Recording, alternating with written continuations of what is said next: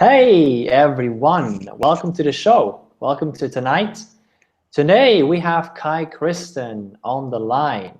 Hey Kai, so we have Hello. Christen today with us, and Christen is the founder of the Lifestyle Design Convention. He's going to give us a little bit more insights about what it is that he does in a second. But just a little backstory how I met Kai. Basically, it was January 2015. It's crazy. It's this year. So I met him this year in January 2015. And the way I met him was basically I saw a friend of mine sent me the link to the Lifestyle Design Convention. And because it was in Zurich and it was all about lifestyle design, I couldn't resist signing up. So I did that in about 2 minutes. And then I researched who the organizer is, and I found out the organizer is Kai. So I reached out to him on LinkedIn and I said, hey Kai, is there anything, I love what you're doing. I'm signed up for the convention coming.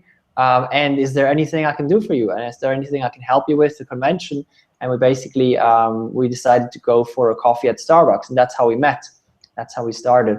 And then in January 2015, I went to the convention. I was blown away. It was just absolutely incredible. I think there were more than 100 people there. It was the first time it was hosted. It was more than 100 people. And it was insane. I've never seen such a lively room of like-minded people around. And well, it's hard to put it in words, but it was just simply awesome. It was simply amazing. So Kai, give us a little bit of an introduction about yourself. Tell us a little bit about your personal background. All right. Well, I'm a self-development junkie. You could, like, if you really want to condense it down, what I spent most time with. I think I was 16. I'm now 28 when I read my first book of Dale Carnegie. Maybe some of you guys know him. I don't know the English title, but in German, something about "Don't worry, be happy," something along the lines of that. And I was just blown away by the fact that you could work on yourself and become a better human being. Um, and since then, I'm just like basically just consuming everything around self-development, or have been consuming everything around self-development. I've done a lot of public speaking courses and all that, and somehow my path led me then to well, what I have to say to that, I always feel kind of lonely on that journey of self-development. My friends were always kind of like, what the hell are you doing? I had this like try to talk them into like also studying this stuff, and a lot of my friends just were weirded out by it. So it was pretty lonely journey, especially at the beginning. And so I did my studies. I didn't really feel connected to what I was studying at the time, and it just didn't feel like I had a really great life, even though I was reading all that stuff. And also I remember when we finished studying, I had like 1 year later, I had this like rooftop party of all the students that were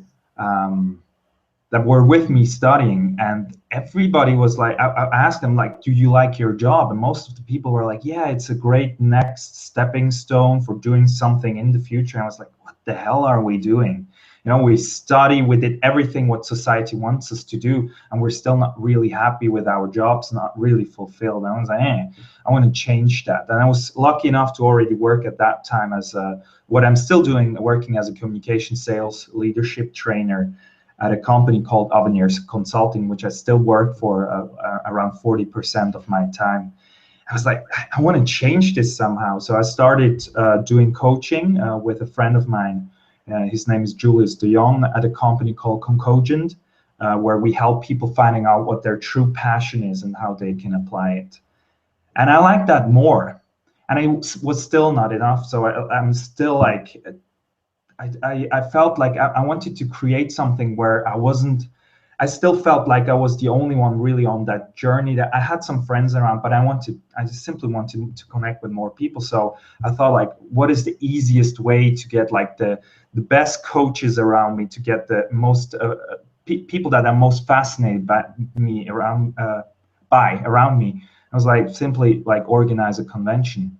And so I started organizing the Lifestyle Design Convention, I think, around 1.5 years ago, the first Lifestyle Design Convention. And like that was the best decision I've ever done in my life, because like out of this, I just created a whole new social circle within 1 year, where I just met the most amazing people, and it still is.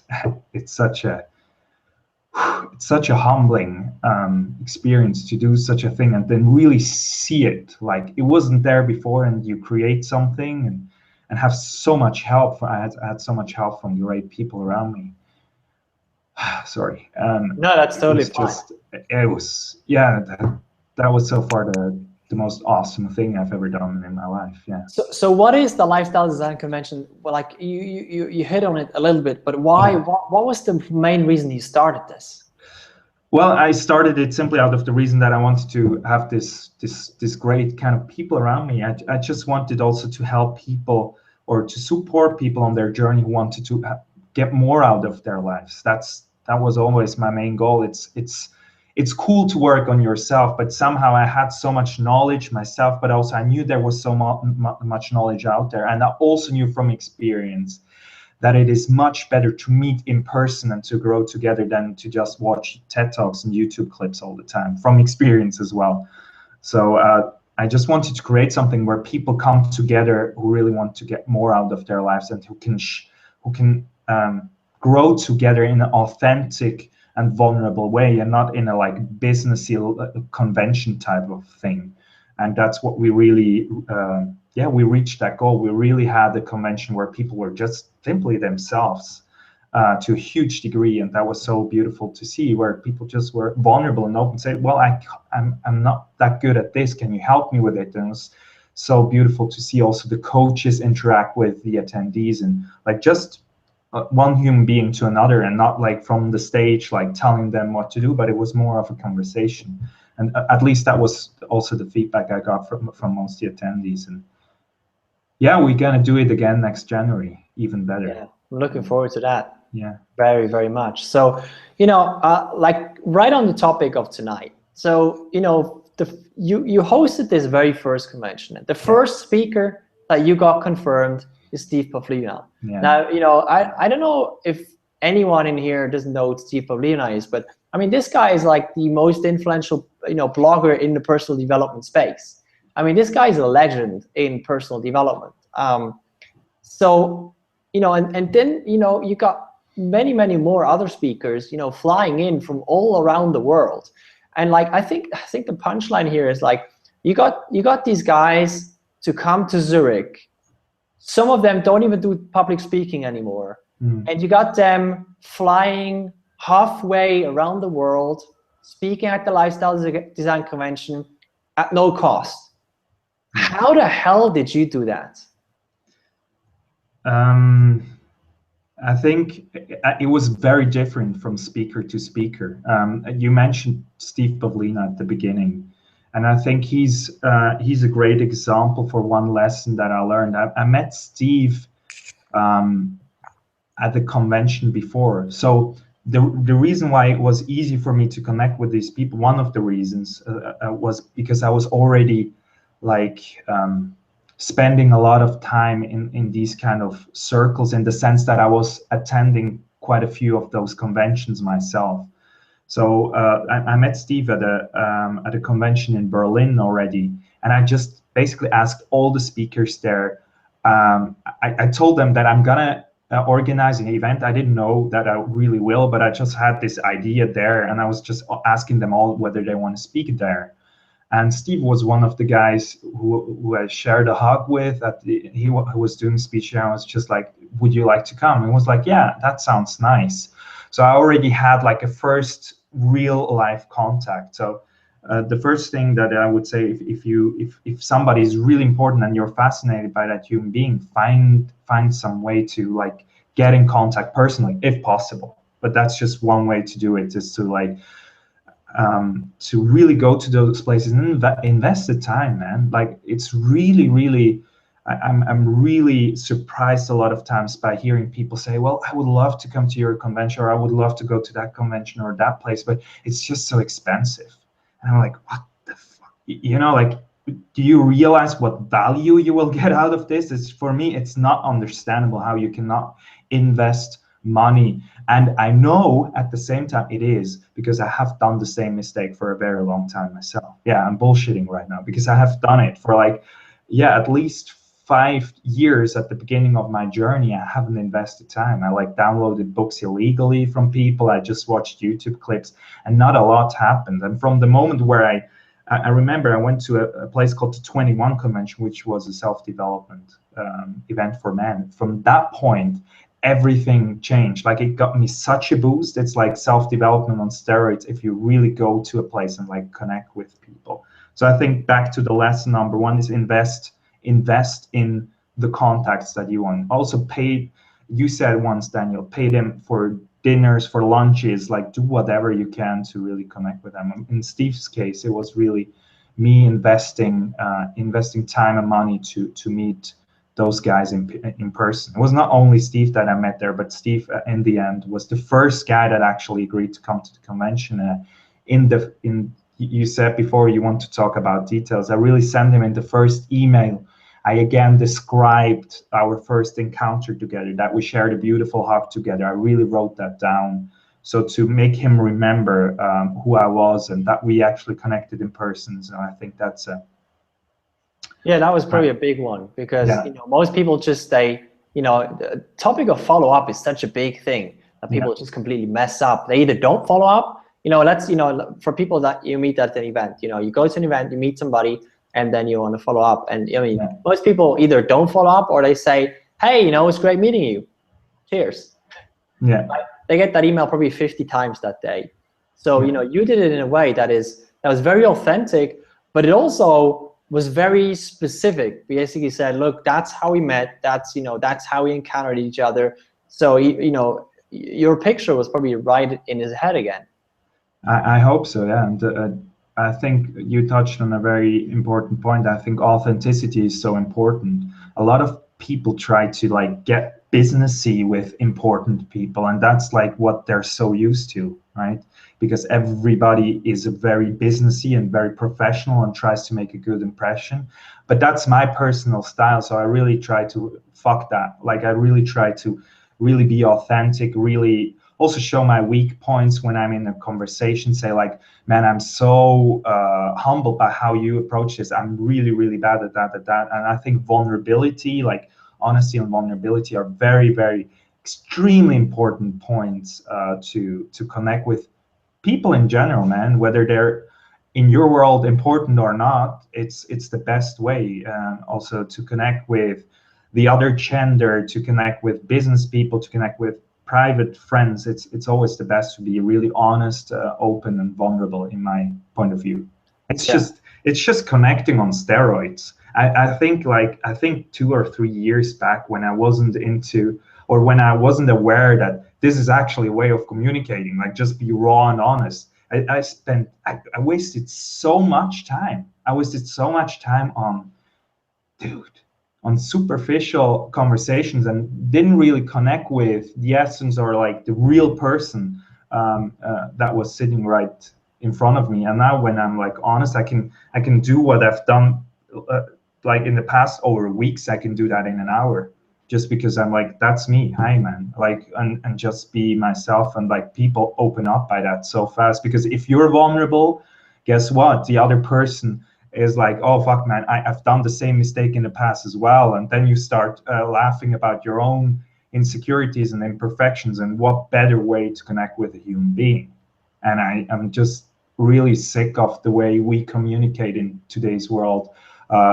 Actually, I'm happy about that it's people like you and people like I met lately that just like also follow this road of authentic connecting via their vision. So I really like it. I think most people are sick and tired of connecting in a very unnatural way. I mean, just look at business. I mean, it's insane how artificial everything is. It's crazy. I mean, I always see myself of bringing at least one part of the humanity back into business by what I do.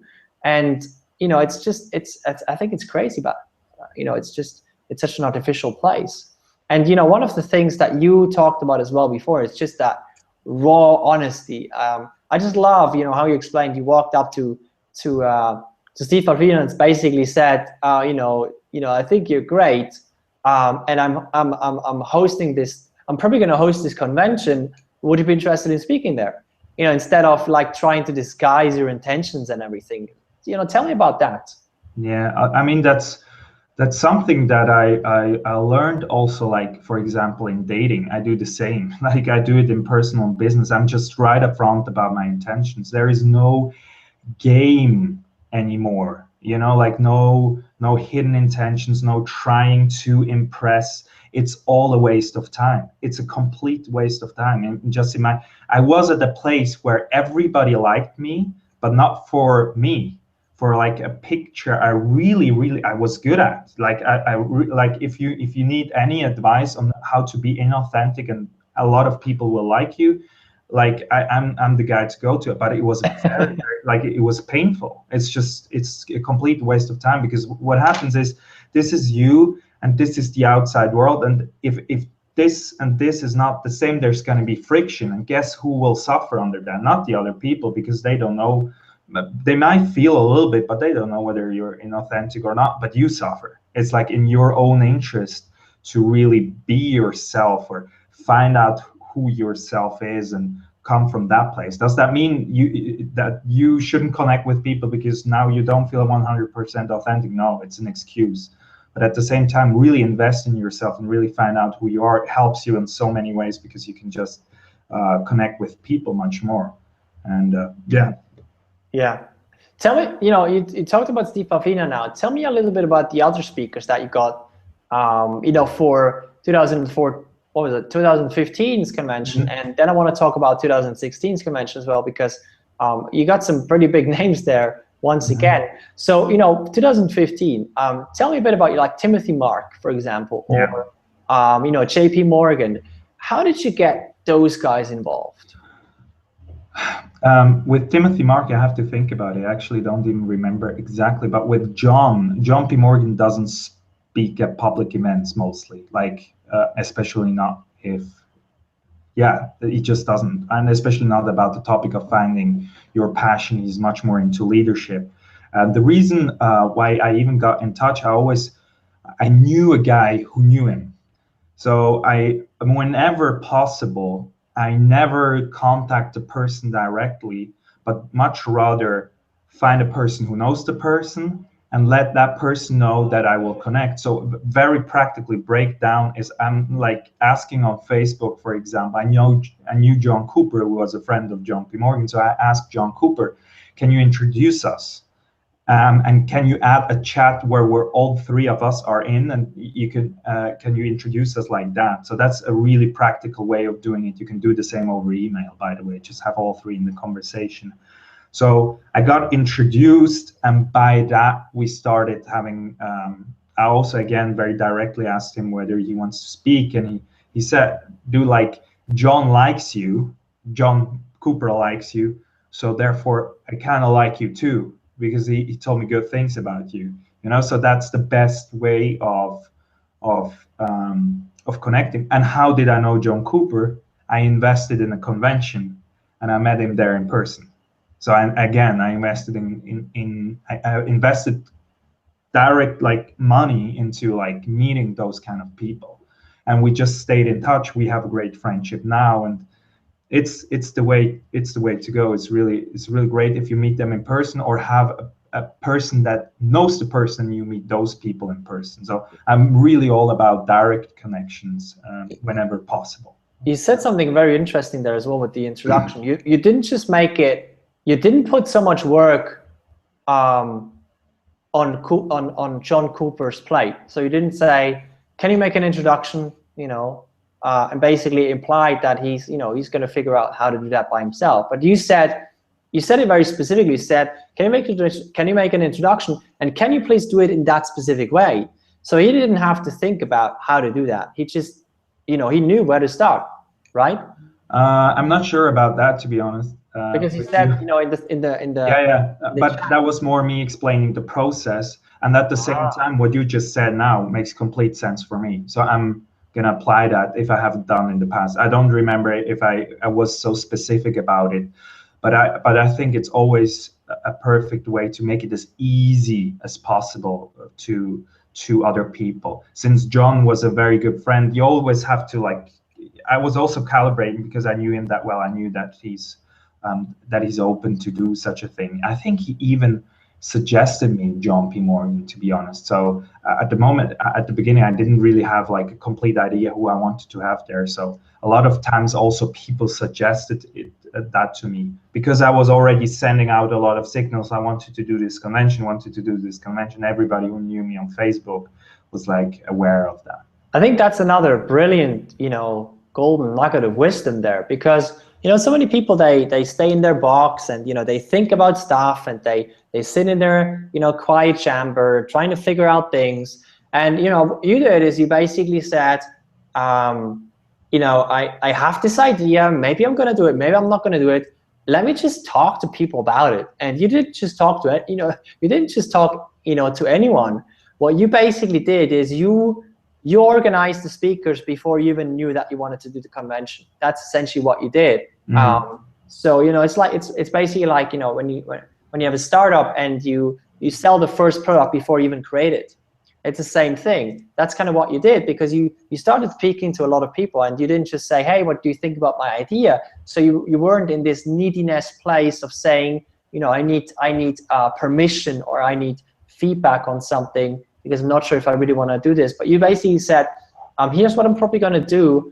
And would you be interested in being one of the speakers? So you did a lot of market testing, right? Essentially, to use some buzzwords, but you did a lot of market testing by essentially going to those people and testing if they would even be interested in speaking. Because if all of them would have said, no, I would never do something like that, maybe you would have, had to question, okay, do I have to talk about it in a different way? Yeah, and the interesting thing was like most people were actually flocking towards me. Like a lot of speakers that I got were connecting with me and not the other way around. So that was cool. Also, I was also thinking a lot of times like, what can I give them? So still a lot of speakers, even though they were big, are happy about the free flight to Europe, right?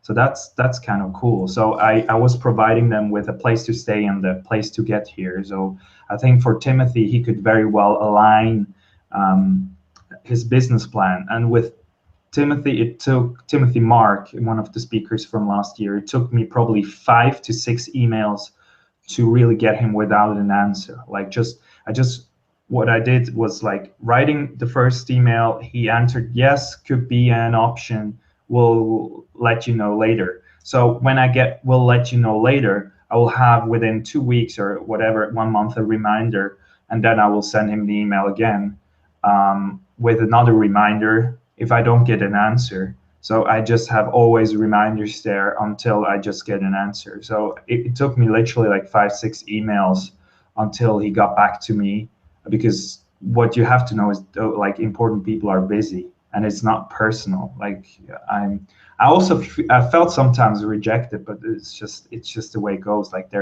I now know from experience, like people get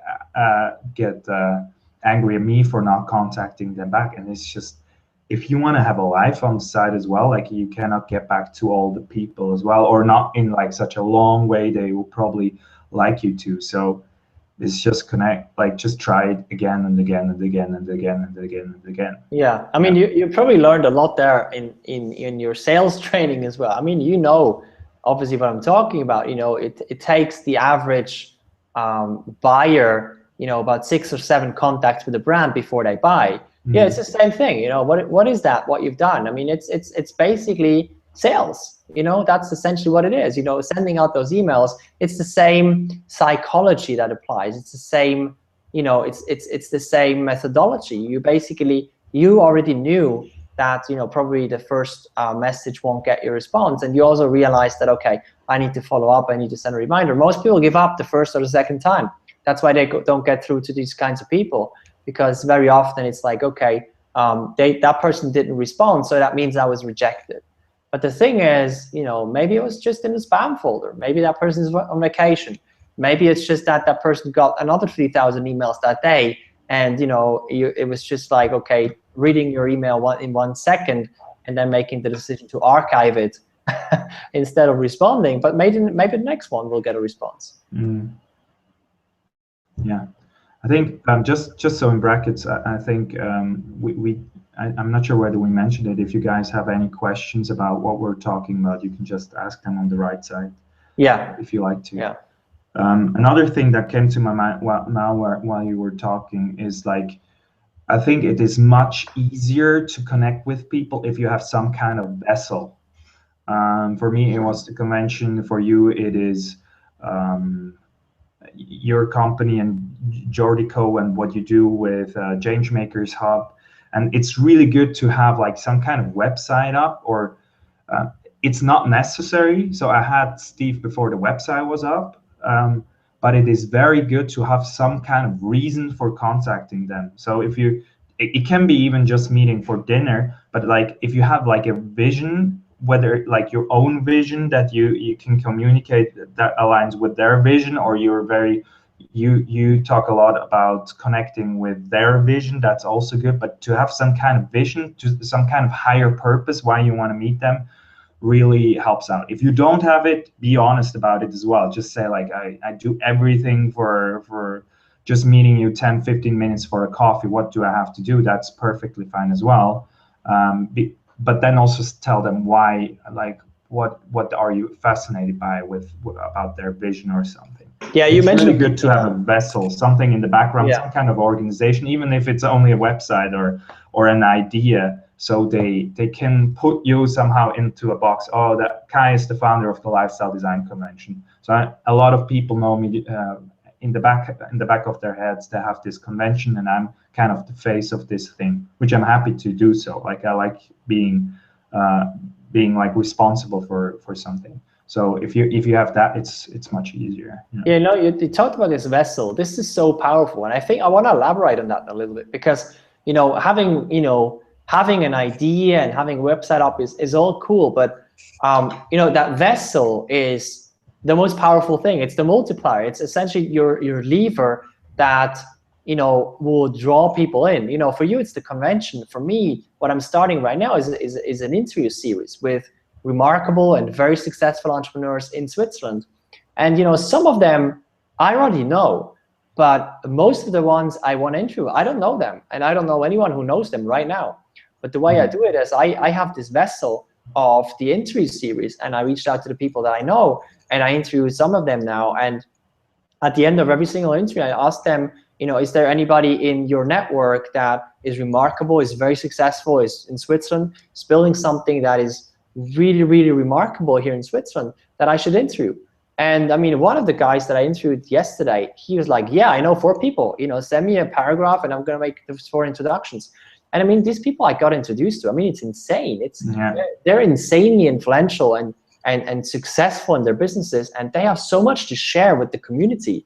And I don't know if I would get to them directly in any other way, but these guys, they reached out. That guy from yesterday reached out to them and said, you should talk to Daniel. It's a great opportunity for this and this and this. Yeah. And another thing I want to mention about getting introductions, you quickly talked about this, but like what I learned as well over the years is the easier you make it for the other person to make that introduction, the better. What I always do is, I did this workshop in Zurich with about 25 startups, and one of those guys knows somebody I really want to get to know. So I said, okay, this guy, can you make an introduction? He said, yes. And I said, okay, let me send you an email, tonight. And I send you a paragraph that you can just forward to this guy and then put him in the CC, or actually me in the CC, him in the email, add this paragraph, and that's it. So there's no more work for him. It's just like, it's peanuts. But the hardest thing is always to come up with a story about the other person that you don't maybe don't know that well already. So you need to write that yourself. But if somebody sends that to you, it's the easiest thing in the world to make that introduction. I like that. I haven't done that in that way, and I think it's a really great idea to make it as easy as possible. Yeah, that's cool. Yeah. So how about, yeah. I think we should maybe dive into some of the questions. Exactly. We were on the same level with that. Exactly. So let me start with Maria. Hey man, that's a precious diamond. What if you meet fake people? Is it majority? which is majority of people are fake. Yeah, agreed. Don't want to connect with them. I don't care. Like if there's fake people, I'm not connecting with them. Like if there are situations where like I'm in a company training, for example, and I have some of the fake. I just keep. I really. What is a hobby of mine? We talked about this, Daniel, already in the past. Is like to open people up. So if I have a fake, quote unquote fake person, they don't exist, right? It's not a fake person. It's just a person with a thicker mask. So what I do is I just penetrate the mask, just like I show vulnerability. So say that I'm not a perfect human being, which is a very important thing. So I point out mistakes that I have. I'm very honest. If I'm getting nervous or insecure, I tell people that I get nervous or insecure a lot of times, sometimes not. Like I also have a lot of situations where I'm shy and have my own mask on, of course, but whenever possible, I do that. It's also sometimes, but that's my personal thing, and I wouldn't suggest if you're not good at it, kind of, but that's really my personality is to do like jokes to see where people are at, like pointing something out about them. Sometimes I know it's not really nice, but that's the way I do it sometimes as well. And we can laugh about some of the stuff they did as well, but it's always combined with me also being vulnerable, so it works out mostly well until we have like a good conversation. And if that's not happening after 10-15, I'm just so bored I leave. Like I can't, or not bored, but I just like I cannot. Yeah, it's just not something I do anymore. So I hope that helped a little bit. Yeah, on that note, very often, when I talk to people, when I work with people, this thing comes up of, okay, I want to connect with those 10 people who are incredibly influential. Yeah. Then they start doing that and they just realize, it doesn't work, it doesn't feel good and anything. And, so often I see people trying to connect with those, influential people just because, they're influential. And that's, and that's exactly the problem. Because, I call them, there's certain people in our lives who are zombies. I call them zombies because they drain our lives, because they're just not a good match. And I just wrote a post about this today. And essentially, there's always people in our lives. Maybe we want to connect with, the CEO of that organization, or with that, of the president with an association or something like that, or just with an influential person, with a blogger, like in this example here. But they're just not a good match. They're not a good fit. Maybe they are, the skin of their fakeness is too thick, or that's just not a good match.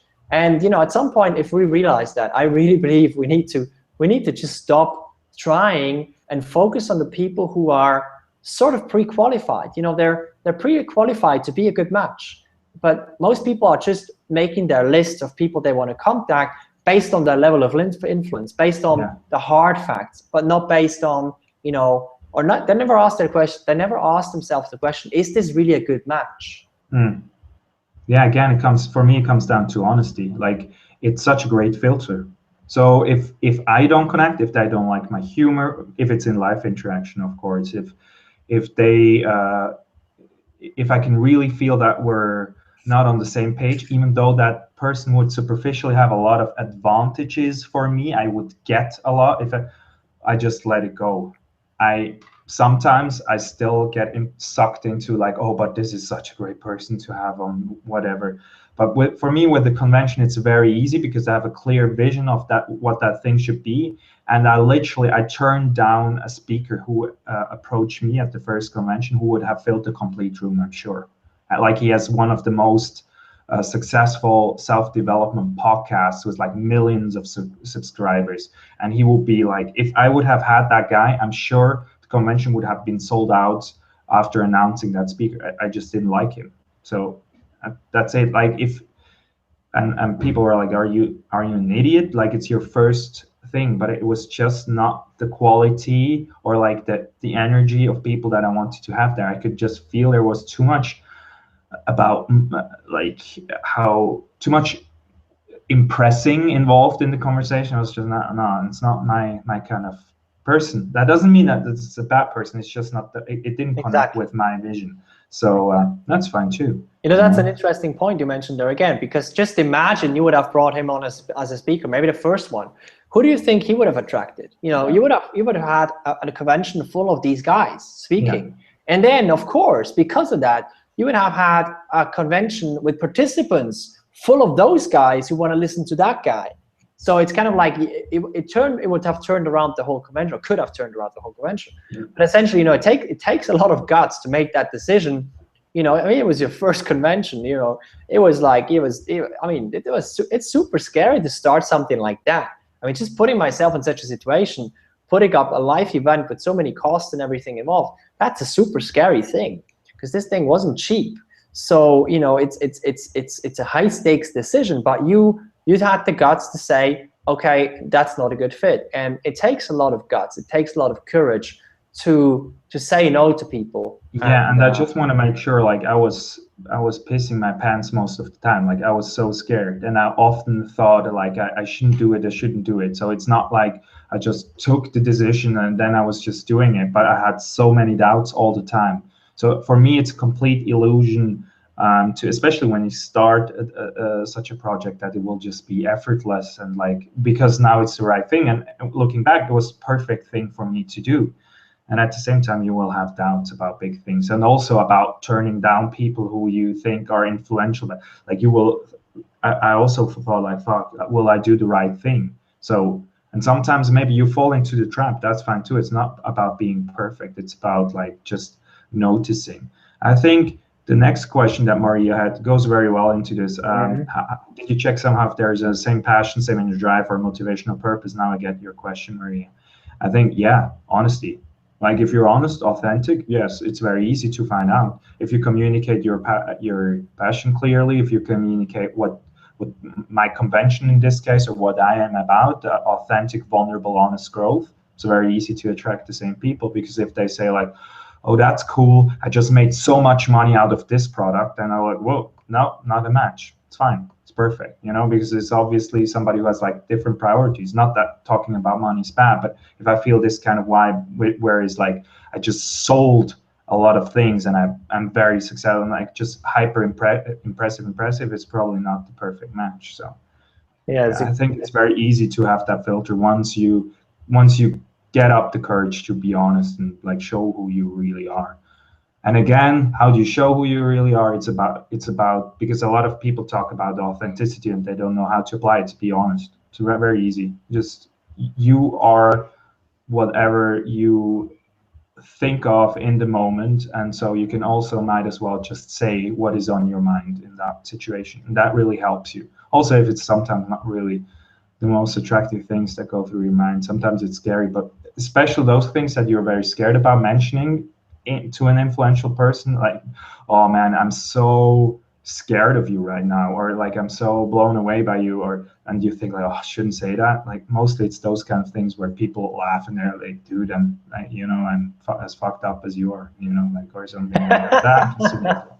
So, and they are, like, believe me, like, influential people, you think there is this huge difference somehow between you and this person. And I met a lot of coaches, and I think they would agree with me. They're just as fucked up as anybody else as well. So that's a big part of my message all the time, is like, if I can do this, like, if I could create such a, and you can do it too, like, you can do whatever you want. I think there are much more dedicated and focused people out there. Like, I spent days watching YouTube, and I was a lot of times hungover instead of working on the convention, and just, like, feeling shit, having self-doubt. It's not about being perfect. It's just about, like, showing up from time to time. Like, yeah.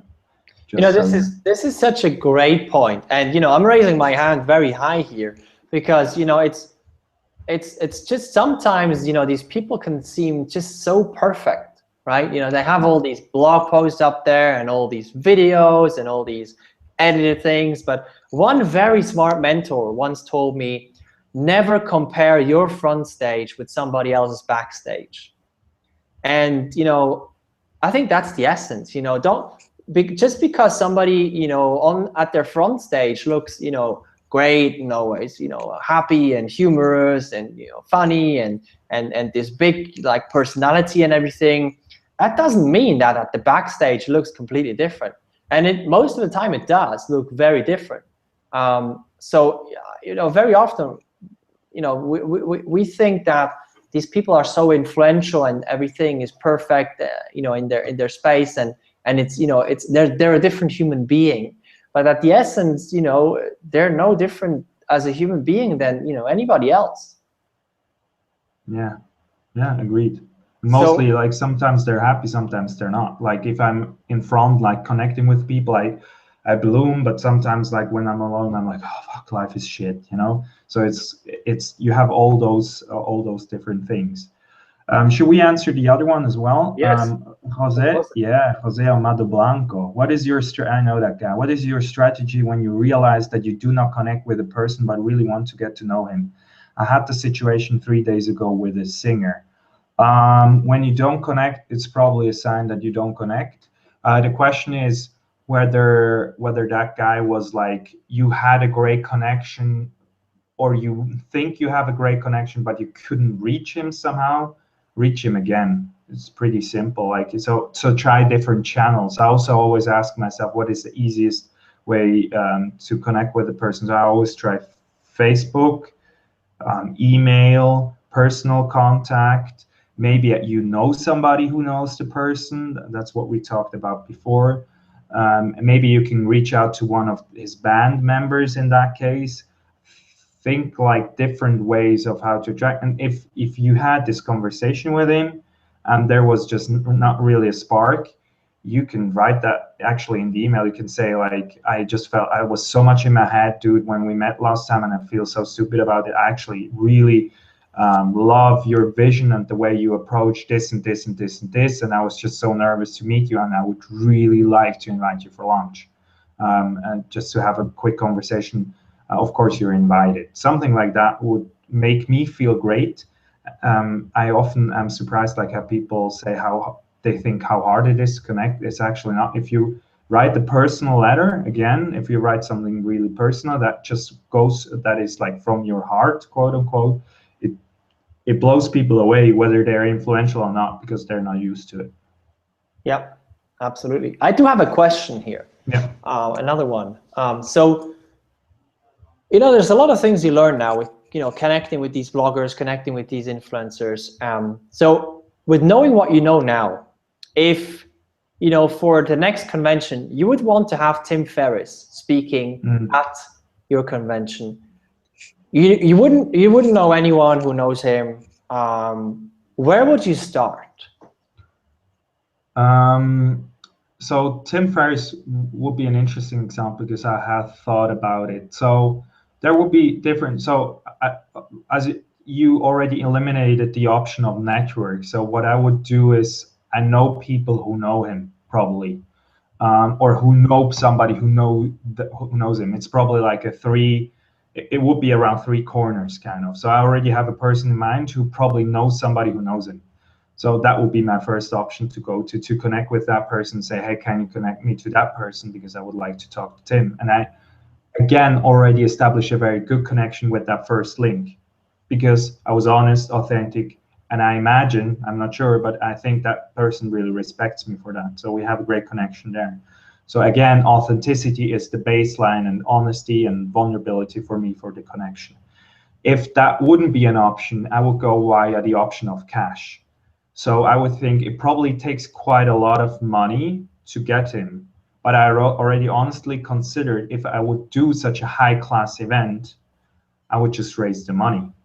I think it takes $250,000, and I'm sure I will find a way to get that money.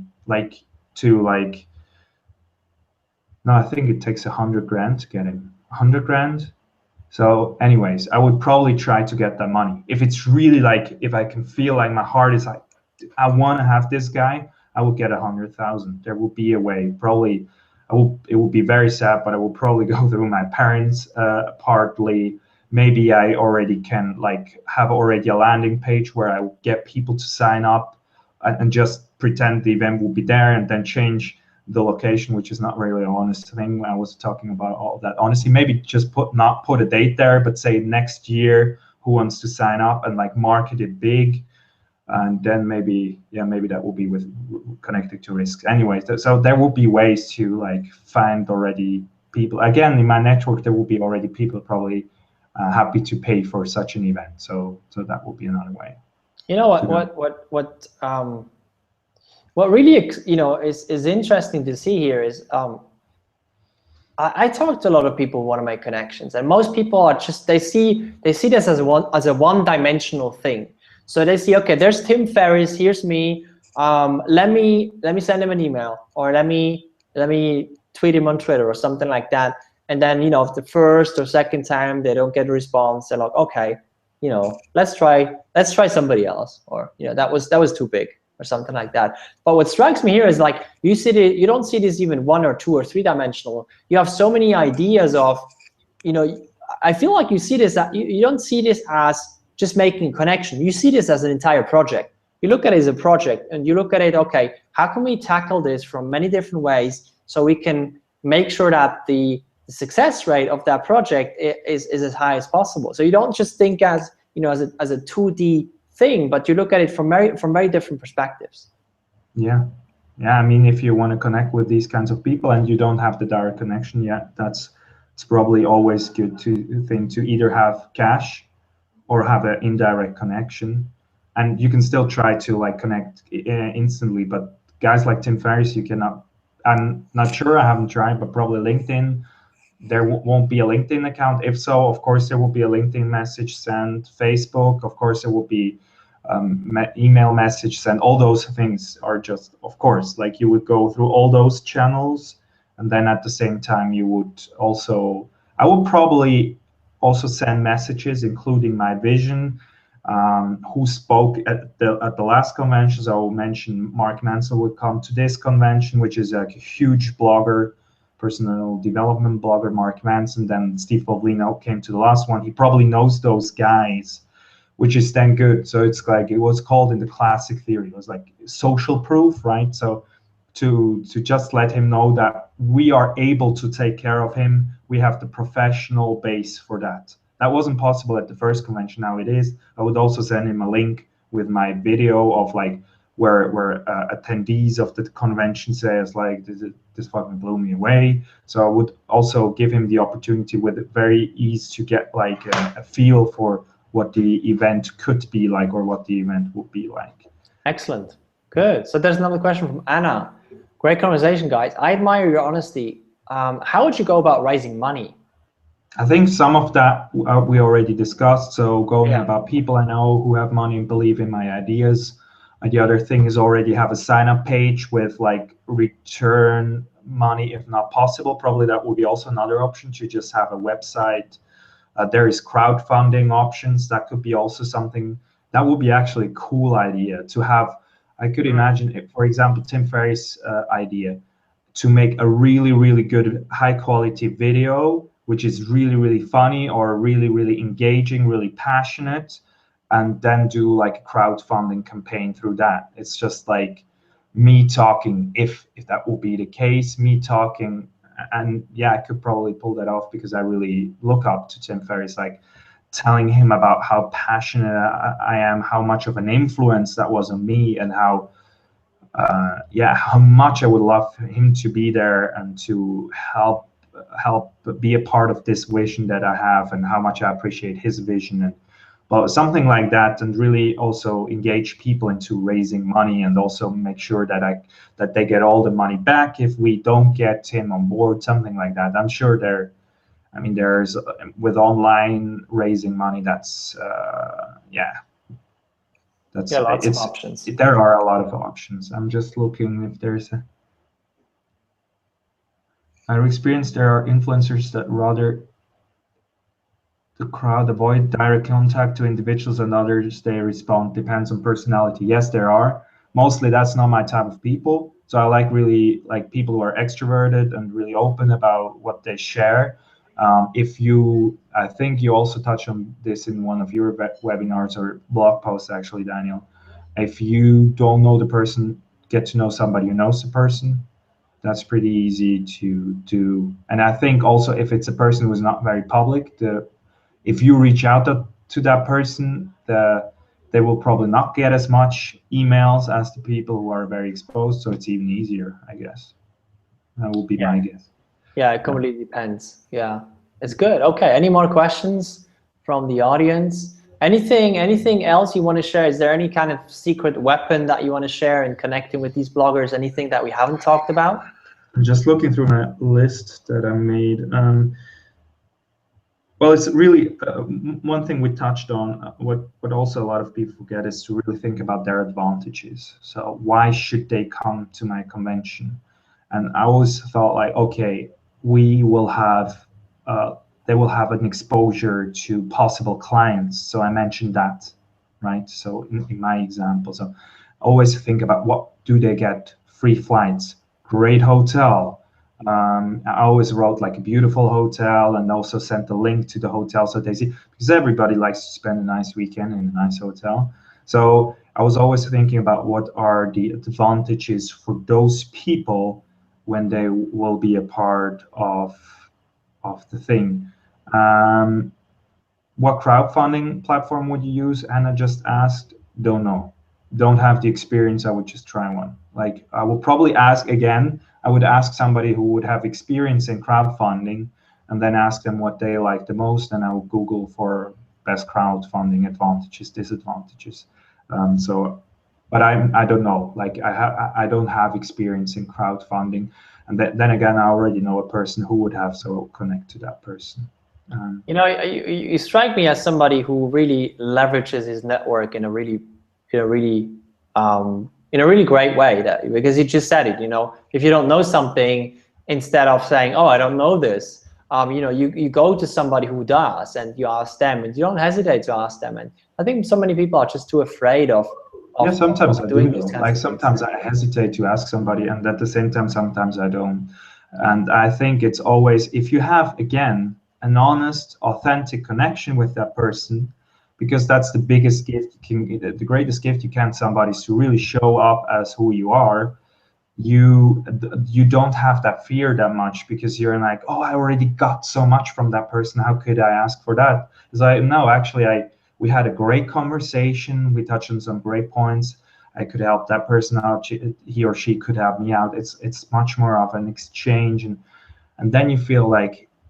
Also, if people reach out to me who I felt like we had a great authentic connection, even if they're like complete beginners in the areas they ask me about how I edit videos, for example, and stuff. Like I'm completely passionate about helping them because it's awesome, because I'm like passionate about this topic. Of course I want to help, you know.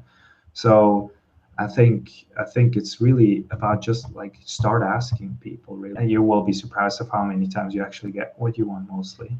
That is just so true. I've experienced it myself over and over again. And I've always been scared, and I'm still scared of asking. You know, I'd rather just give as much as I can. Yeah, it's good, but it's a good rule of thumb, like give value. Like this It is. webinar will be out there for free for everybody to see. Like we spend time, energy in preparing that, me not that much this time, but it's like it's free out there, and I think that's the way to go. It's just to pump up a lot of free value, because we're not doing this sort of like strategic reasons only. It's just also fun. I love these conversations with you, and at the same time we create awareness about both our projects, which is awesome, and we can connect with you guys here on the right side. We have the chat, which is great. So it's really about like finding out what you really want to share with the world and then pump out as much, and that will actually, a lot of my connections, they come to me, not the other way around. Why? Because they've seen a YouTube clip. I lately just had a guy from South Korea writing me, I love your convention stuff. I was so proud of that. Like and it's like people start just connecting with you. And at the beginning, there will be a situation where like nobody reaches out to you because you haven't done anything. So there will be this hard moment at the beginning where you reach out to a lot of people, and after a while, when the ball is rolling, kind of, like it will not stop anymore if you just keep on pumping out free value for people, whether that's something digital, something analog, doesn't matter. Just help a lot of people out, and without asking all the time something back, which is pathetic. Like just give for the sake of giving, and what will happen is actually a lot of people will reach out, want to help out, want to be a part of your project, stuff like that. Yeah, I love that. So, just to finish this, so first of all, if somebody has more questions, just type it in the chat box. But I also want to just quickly hear, who do you have for 2016 for the Lifestyle Design Convention, and when is it? Well, it's thank you for asking. First of all, it's on the 16th and 17th of January next year in Zurich. So for all the people who are out there who want to join, please do so. I think it's in Switzerland. There is not really something similar to that yet, and that's the reason why I wanted to create it in Switzerland. It's also why because I live here, of course. So. So it's going to be 16th and 17th. You just go to the link www.lifestyledesign. I'm just writing this down, convention.com. You have it in the chat box now, and you can go there. Who we have at the moment is we have Mark Manson. Actually, Steve Bolina canceled this year, so we're not going to have him this year. So ignore that one. But we're gonna have Mark Manson on board, which is amazing. Like he has, I think, 2 million views a month or something. It's ridiculous. On his blog, he has really, again, authentic self-development. We have Robin Rice, a friend. Again, I know Daniel. He connected me to Robin Rice. She's an amazing shaman, but also like kind of a leadership. Like she works with a lot of leaders, which is a really interesting connection. We have a Shaolin monk, Xing Shimi, who's going to be there. Again, I met him through Daniel at the TED Talk, where you did a TED Talk. So it's like a lot of the people I have this year is like John P. Morgan, my own coach, which is an amazing person who has who coaches such successful people and will share his knowledge. So it's going to be people like this, and it's going to be a diverse thing, because I'm not really fan of just like coaches, but it's also going to be a lot of change makers, like entrepreneurs who are already very successful in their field, who are able to share or willing to share their knowledge, who are also doing making money or a business in an authentic way. So really doing what they love, not bullshitting their clients, but really like being honest about their services or products, and like being very successful while doing that. Excellent. Wow. So, last question, where can people connect with you? Easiest way is really to go to the website and just click on the contact button. I have a Gmail address, kai.christen, first name dot last name @gmail.com. You can connect me via that. If you want to see more of like talks like this, you can hit up Daniel's YouTube channel. I guess it will be on there. And certainly it's going to be also on the Lifestyle Design Convention YouTube channel. So we have YouTube channel where we have all the webinars with all the speakers, all the speeches from last year are slowly posted on that thing. So that's also a very good way to just like get the value of the last convention without paying for it, and then maybe hit us on the convention or join us at the convention next year. All right, awesome. Kai, thank you so much for being here and making the time and sharing all of this with us. So check out the Lifestyle Design Convention. I'm certainly going to be there, that's for sure. So I think it's I've never seen anything else even close to this in Switzerland. If you are in Switzerland, then for sure, if you're into personal development, and especially if you're into also lifestyle design, building a life that really works for you, that's kind of the place to go. That's definitely the place to be. So be there in January. And in the meantime, Kai, thank you so much for being here with me. We're going to see each other a couple of times in the meantime as well when we do the webinars. But for now, thank you so much, and enjoy the rest of the evening. Thank you very much, and thank you to all the people out there. It was a pleasure having you with us. Thanks. Bye-bye.